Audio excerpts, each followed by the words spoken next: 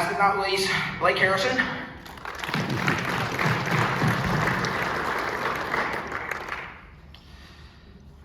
All right, Blake, I think he led us in just about every stat. Maybe not 3 points made. He shot a high percentage though when he didn't shoot it.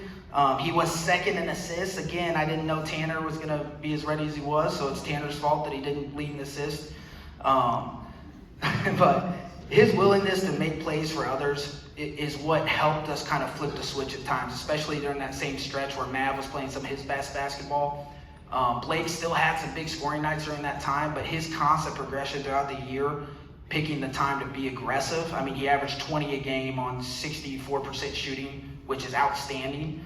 And I think 11 rebounds as well. Anytime you shoot that high of a percentage, it would be really easy to take more shots. And trust me, there were times where we were really trying to find him those shots. But the flip side of that is he could have taken more regardless of how teams were guarding him. It would have hurt his efficiency. It would have probably resulted in a few more turnovers. And I know for a fact some of the other guys standing up here with him would not have had some of the nights they had he not grown as a playmaker as well.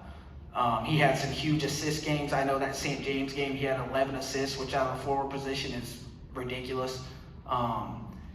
And then just kind of constantly trying to find that balance of not passing up great opportunities, but when defense got there early, he didn't have an easy shot to move the ball and create open looks for others, was outstanding. He also averaged just under 5 offensive rebounds a game, which you talk about making shots is a huge part of efficient offense, but also getting more shots. So anytime you got somebody going out and getting 5 offensive rebounds a game, that's 5 more shots your team gets. And a lot of times that's the difference. All that said, he did get 1 free throw competition win this year. All right, so shout out Blake for that. He got some candy. Shout out Blake. I do think Tyler Marshall actually missed on purpose so he could win that, but I don't know. He also took the most charges on our team, which I harped on a lot in the second half. My bank account's a little lower for that. But yeah, shout out for charges taken as well. And he just grew a ton as a leader and controlling the controllables. There were times where early on in his career, but also even this year, he got beat up. Ethan beat him up in practice, which we want Ethan to. He got beat up in games because he does so much work down low, and sometimes he can still finish with it, so maybe he doesn't get the benefit of calls. But his ability to kind of put that away and not worry about officials' calls, all that stuff that he can't control, was really good to see as well. He had a special year, and I think I told him when I yelled at him in practice one time that I don't know if I'll get to coach another Blake Harrison. I really hope I do, but it might be a second. So Blake, from all your coaches, all your teammates, we appreciate how much you've done for this program. I look forward to seeing what's next for you. All right, shout out Blake.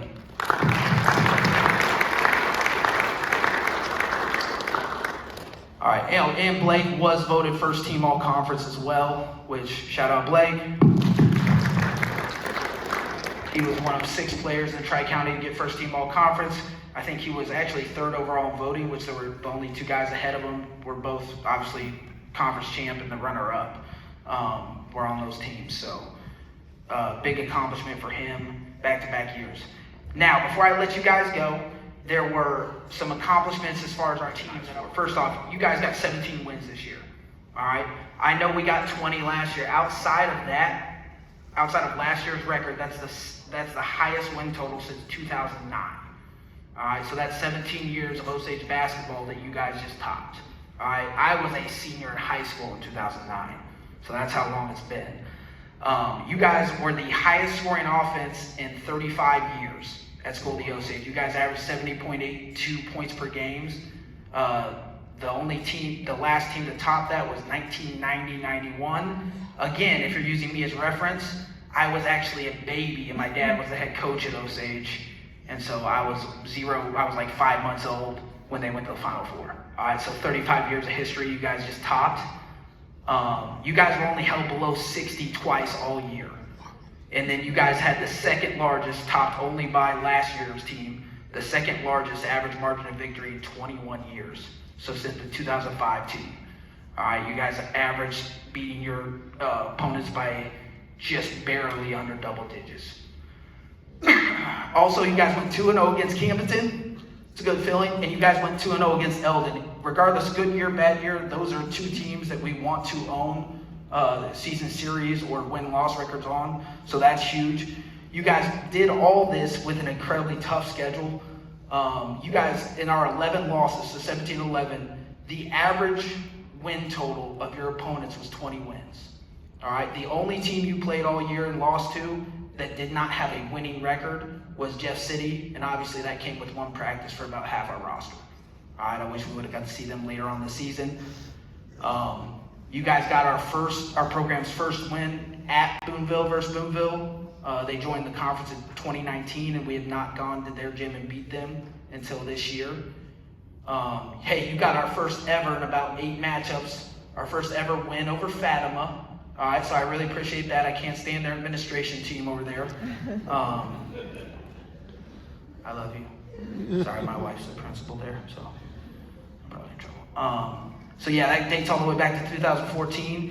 And when you beat Fatima, you guys snapped a 17-year drought without winning a tournament championship for Osage School of the Osage basketball. All right, shout out.